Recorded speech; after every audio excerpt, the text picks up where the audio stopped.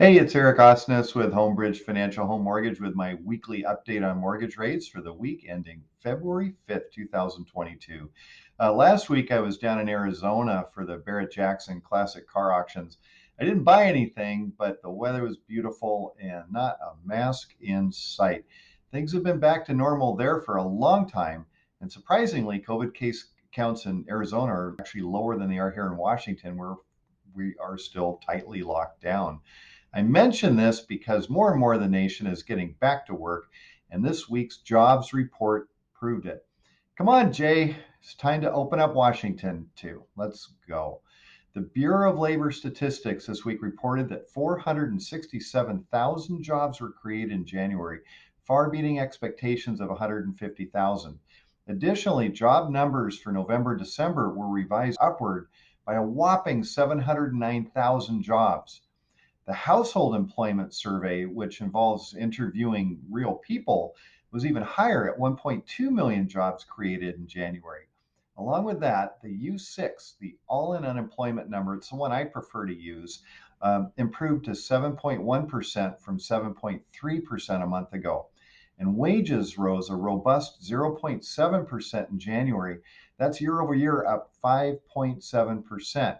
These are very strong numbers all around, and it caught the markets by surprise, and not in a good way.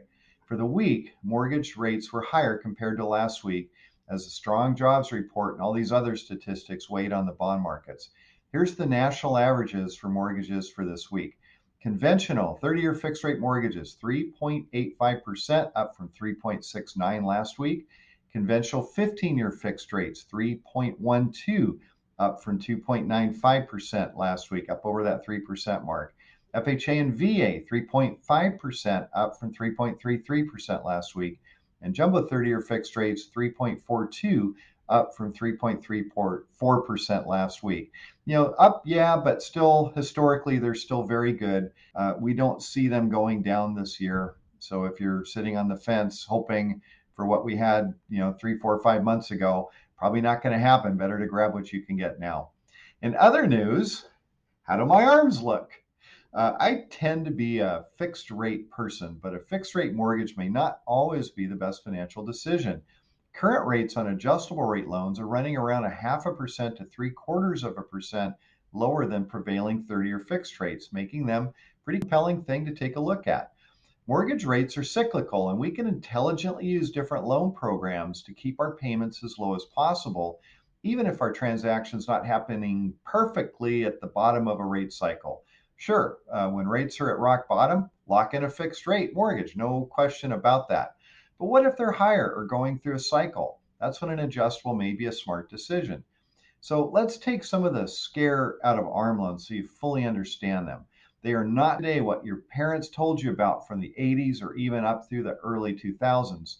Most adjustable rate programs have a fixed rate for an initial period of 5, 7, 10, or 15 years. After that, the rate adjusts either annually or every 6 months, depending on the loan program. Once an ARM loan goes into the adjustable period, the rate is determined by adding together the current index for the loan plus a predetermined margin.